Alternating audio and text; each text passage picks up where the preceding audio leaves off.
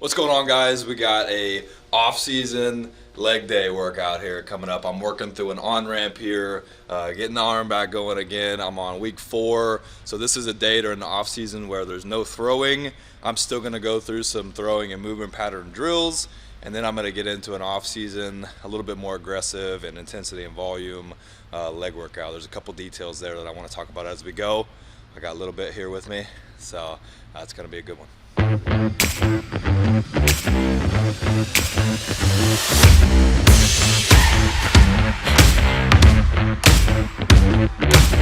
Artless Eye.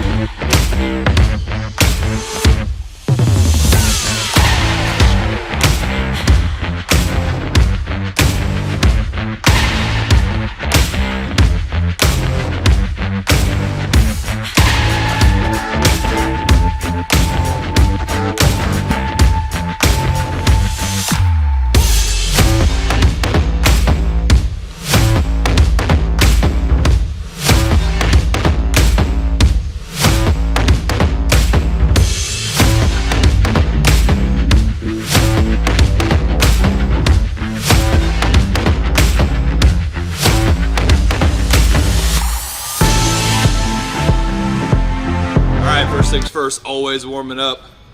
I like to work in some of on my leg days during the off seasons when I don't necessarily have throwing prescribed that day. We're still working in some movement pattern drills and some sequencing drills, all things that are kind of prepping me, leading me into the throwing program that I'll do this year. And that's why getting the assessment like right off of your season is so important. But today I really want to focus on the lower body, higher intensity, higher volume workout. For this off season coming up. I wouldn't recommend doing the same thing during the season. The volume intensity on the field is way too high, so this is when baseball activities are lowest, and we know as pitchers, like, there's certain ways we want to go about training the upper body. The lower body, we want it to be strong, we want it to be durable, we want it to be explosive. So first things first for me today, I'm gonna get, I like on my A supersets, which is my first thing of the day, to be my most complex, heaviest, slowest moving exercise of the day. So that's what we're gonna start with.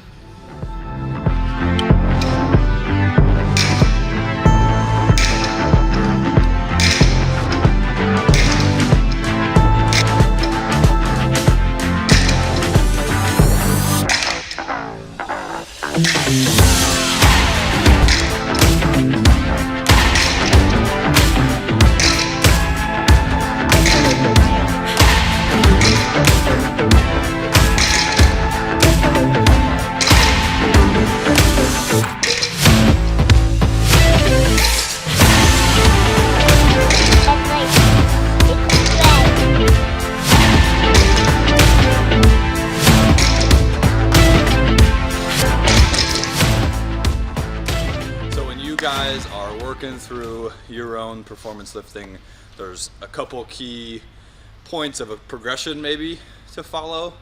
I mean, this is zoomed out, 30,000 foot view.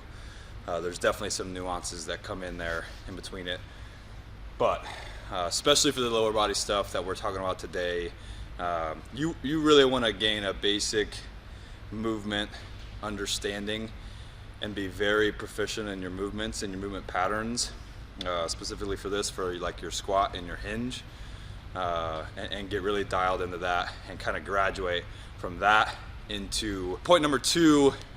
You really want to get into this strength phase where you're loading up a bar, you're eccentrically loading your body, putting on muscle, putting on size, putting on pounds to deliver the ball. So then you're going to work through that for a while, and everybody kind of is there for different amounts of time. Some guys naturally have more strength testosterone, hit puberty earlier than others, and some take that a little longer because they're more ectomorph body type. They're more, they burn way more calories, have a much higher natural metabolism, whatever have you, right? You're going to be in that for a different amount of time. And once you guys kind of get into this phase where general recommendations is like around 2 times your body weight on a squat, maybe 2.5 times on a deadlift. You guys start getting around there, you have the general strength capacity, to deliver a baseball or to hit a baseball. The guys that are in the major leagues that throw the hardest, like I would say in general, some of them are really strong in the weight room, but most of them aren't. It isn't parallel between the strongest guys in the weight room, to the hardest throwers or best throwers on the mound or on the field. So because of that, you really want to focus on, once you get that strength capacity kind of built up, to control your body and control your movement patterns and body awareness. Then we want to transition into kind of a power phase and learning how to take that strength and deliver it faster, because that explosiveness is ultimately what drives power on the field, right? You'd rather have maybe slightly less strength capacity and a much higher, power output for baseball, okay? And I think that's where some people maybe get hung up a little bit. They think that they need to go in the weight room, get stronger. Every time you're getting stronger in the weight room, it's a slow movement, like the deadlifts you just watched me do, that last little bit. Yeah, it makes me feel good when I leave 100%. Makes me feel like I was working hard. It makes me feel better. After I recover, I feel stronger and bigger and whatever. But ultimately, it doesn't matter if I can't figure out how to transition that into performance on the field, right? And that performance on the field is all centered around power. How quickly can you take that, right, and turn it into something that matters on the mound, okay? So really, those are the 3 stages: general movement, strength, and then power. And every single offseason should have elements of that for every single player, no matter the age. But the lower the player's age is, the more likely they need to spend more time on the movement, right? You don't want to graduate into a strength phase until you've got the movements down, right? And then even when the player's like in that middle 17 to 23, we still need to focus on quality movement and not just, these huge meathead style workouts. You're just exposing yourself to more risk of injury. And then as you get older, all of those things are still important, but that general strength, doesn't go away as quick as it might when you're 17 to 22 years old. But transitioning that strength into power, into explosiveness on the mound is ultimately what's going to make the biggest impact for you guys. So that's kind of my spiel as far as like, what do I do with where I'm at right now? That's really good advice. I want to talk one more second too about this weight belt that you just saw me use on these 400-pound deadlifts.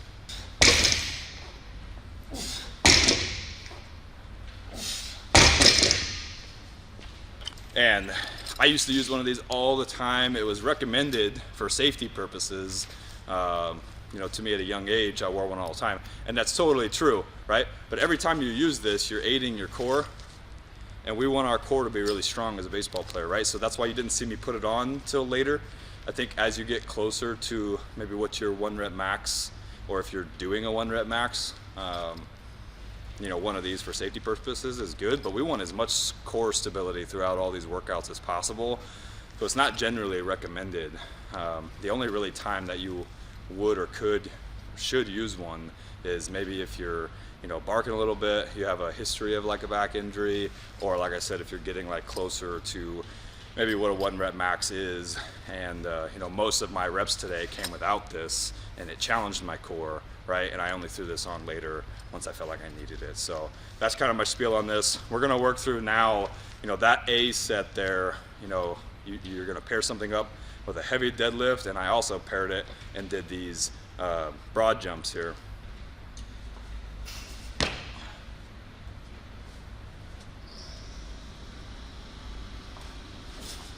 Right, so after that A set, now I'm gonna work through a B, C, D set.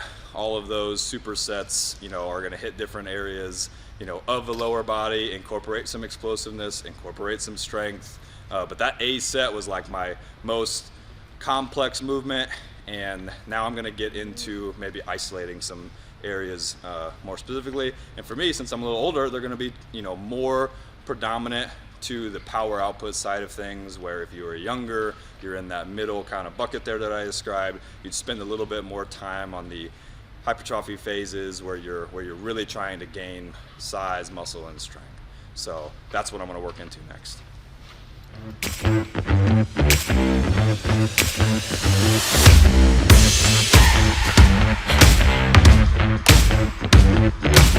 Artless Eye.